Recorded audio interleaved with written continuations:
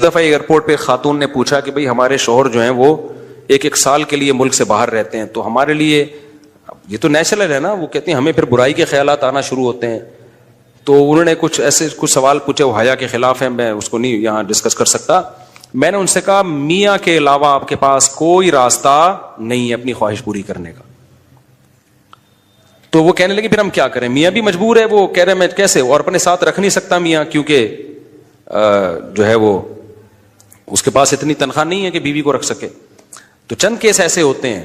اصولی طور پر تو میاں کو چاہیے اللہ پہ توکل کرے، غریب بھی ہے نا اپنے ساتھ اپنی بیوی کو رکھے. کوئی بات نہیں، میاں بیوی دونوں روکھی سوکھی مل کے کھا لیں گے، کم پہ گزارا کر لیں گے. جو بیویوں کو چھوڑ کے ایک سال دو سال کے لیے باہر جاتے ہیں، یہ شریعت میں بالکل پسندیدہ نہیں ہے. اللہ نے بیوی کو صاحبہ کہا ہے، ساتھ رہنے والی. مجھے وزیر آباد میں 1 مہینہ رہنا تھا، یہ بات ہوگی 2006 یا 2007 کی. انہوں نے کہا کہ 1 مہینہ آپ نے یہاں اسٹے کرنا ہے. بیانات کے سلسلے میں نا مسجد 1 مہینے کے لیے میرے حوالے کی تھی. تو میں نے کہا بھائی میں تو بیگم کے بغیر 1 مہینہ نہیں رہ سکتا، بچے بھی تھے میرے.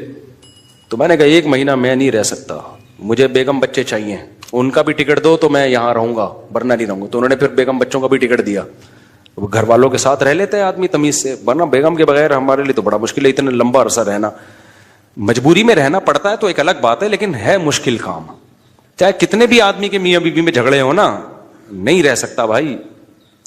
تو 1 سال کے لیے پتہ نہیں کیسے رہ لیتے ہیں لوگ بیگم کے بغیر. ٹھیک ہے ان کی مجبوری ہوتی ہے، میں مانتا ہوں، لیکن اس میں کوشش کرو اللہ پہ توکل کرو. بیگم روکھی سوکھی کھا لیں گے، لیکن اللہ میاں نے بیگم کو صاحبہ کہا ہے قرآن میں. صاحبہ کا مطلب ساتھ رہنے والی. صاحبہ کا کیا مطلب ہے؟ ساتھ رہنے والی. تو اس کا مطلب جب شادی ہو گئی تو وہ پھلترو کی طرح تمہارے ساتھ چپک گئی ہے. پھلترو کی طرح اس لیے کہہ رہا ہوں کہ لوگ پسند نہیں کرتے، لیکن اللہ نے اس کو آپ کے ساتھ کیا کر دیا ہے، اب جہاں جاؤ گے بیگم صاحبہ ساتھ ہوں گی. آپ شارٹ ٹائم کے لیے جانے کا الگ بات ہے، لانگ ٹائم کے لیے جانا ہے تو بیگم آپ کے ساتھ اللہ نے بولو چپکا دیے. وہ خود بھی گناہ سے بچے گی، تم بھی گناہ سے بچو گے.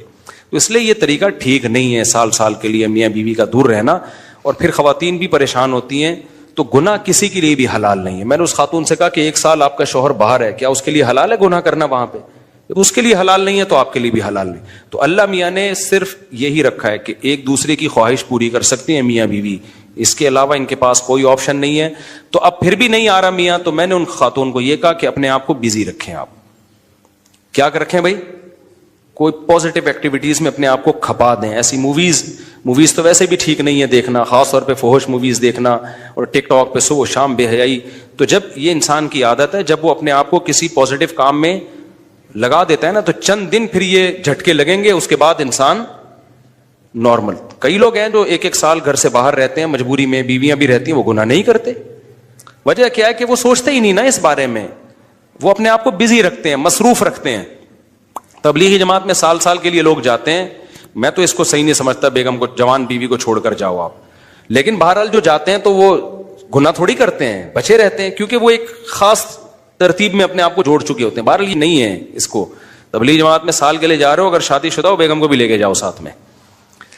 ہم تو یہی کہتے ہیں تبلیغ والوں سے بھی، بھائی اگر سال کے لیے جا رہے ہو نا، تو یہ زمانہ بہت خطرناک زمانہ ہے. حضرت عمر نے جہاد میں نہیں چھوڑا تھا، تو یا اس کے لیے جو ہے وہ ایجڈ ہو گئی ہے، بوڑھی ہو گئی ہے، ایک الگ بات ہے. لیکن آج کل بہت مسائل کھڑے ہونے کا خطرہ ہوتا ہے.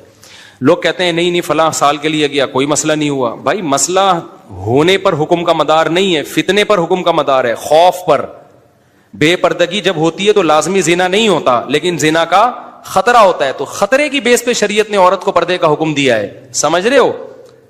تو آپ اپنی بیگم کو 1 سال کے لیے، جوان بیوی ہے، اس کو چھوڑ کے چلے گئے، تو ضروری نہیں کہ وہ برائی میں لگے، لیکن برائی کا خطرہ ہے نا.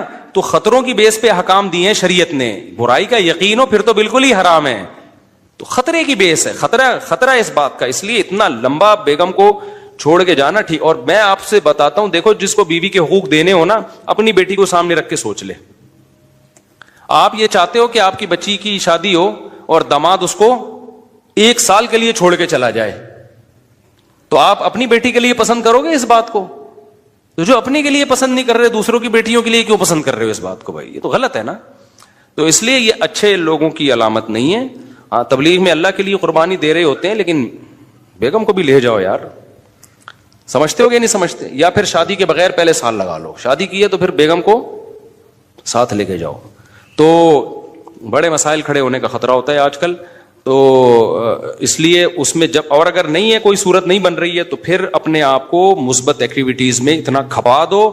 تو میں آپ کو گارنٹی سے کہتا ہوں چند دن چند مہینوں کے بعد آپ کے دماغ سے وہ خیالات نکل جائیں گے. تو آپ مصروف کر دو گے اپنے آپ کو, لیکن اس بیس پہ آپ کے لیے کوئی بھی گناہ حلال نہیں ہے, گناہ حلال نہیں ہوگا آپ کے لیے. اچھا بھائی, طاہر شمیر رحیم یار خان انٹرچینج سے جب بھی گزر ہو میرے پاس کھانا کھا کے جائے. ٹھیک ہے انشاءاللہ, صلو علی الحبیب. چلیں کبھی گزریں گے تو. لیکن وہی ہے, کسی سے ملاقات نہیں کروانی, سیدھا کھانا رکھ دینا ہے, اصرار نہیں کرنا. ہماری مرضی, کھانا کھائیں نہیں کھائیں, نکل لیے پھر ٹھیک ہے. ایسی دعوت ہمیں بہت اچھی لگتی ہے. دیکھو مجھے وہ مہمان اچھا لگتا ہے جو بے تکلف ہو. آپ سمجھتے ہو نا میری اس پوری تقریر سے کہ میں لوگوں سے ملنا نہیں چاہتا, ایسا نہیں ہے. بے تکلف آدمی مجھے پسند ہے. میرے پاس 3 دن بھی لوگ ٹھہر کے جاتے ہیں جو میرے رشتے دار نہیں ہیں, لیکن یہ وہ لوگ ہیں. کیسے لوگ ہیں؟ ابھی پشاور سے میرے ایک پرانے دوست آئے ملنے کے لیے.